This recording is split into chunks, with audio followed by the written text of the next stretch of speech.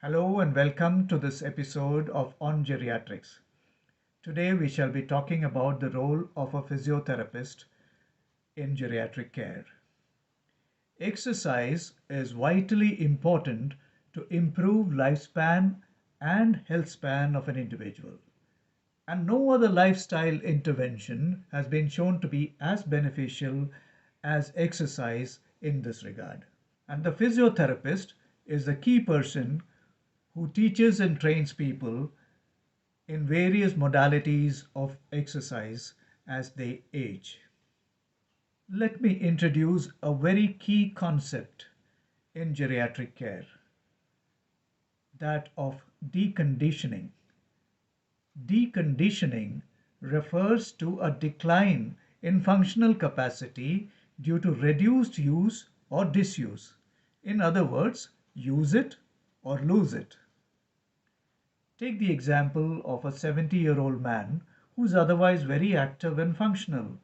Just ask him to lie in bed for 1 week, and after 1 week, ask him to resume his activities. You will find that his capacity to be as active as before has considerably declined in this 1 week. Why does this happen? This happens because the muscle mass declines rapidly. The cardiorespiratory function, that is, the capacity of the heart and the lungs, declines. The bone density declines. The mobility of the joints decline. Balance and coordination suffers. All these add together to cause a decline in functioning of this individual. This is why it is so important to keep the older person as active and mobile as possible.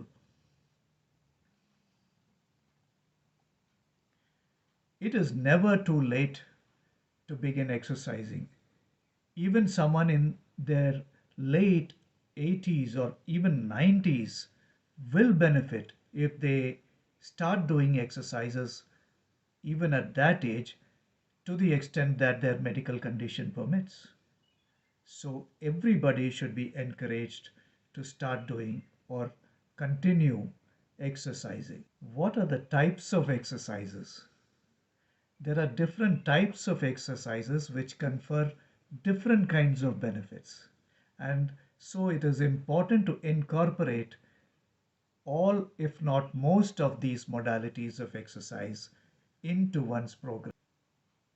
Aerobic exercises, otherwise known as cardio exercises, refers to exercises that improve the heart rate and the lung capacity.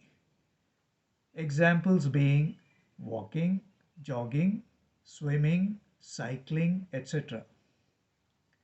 Then there are exercises that improve strength, or in other words, resistance training exercises, where the strength of the key muscles of the body is improved by using either the body's own weight or other weights or any other objects that confer some resistance to the muscle, like bands, etc.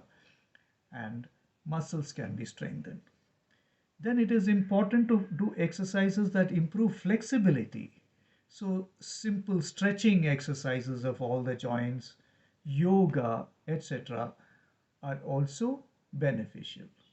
Then there are exercises that improve balance. Standing on one leg is a very simple technique. For as long as you can, stand on one leg close to some place where you can hold on in case you lose your balance is a simple way improving your balance. Heel to toe walking is another one. Then there is the Tai Chi exercise, which also improves balance. Then there are exercises which improve coordination. Simply dancing to music greatly improves coordination. Or simple ball games, or playing shuttle, or tennis, etc. These help with maintaining coordination.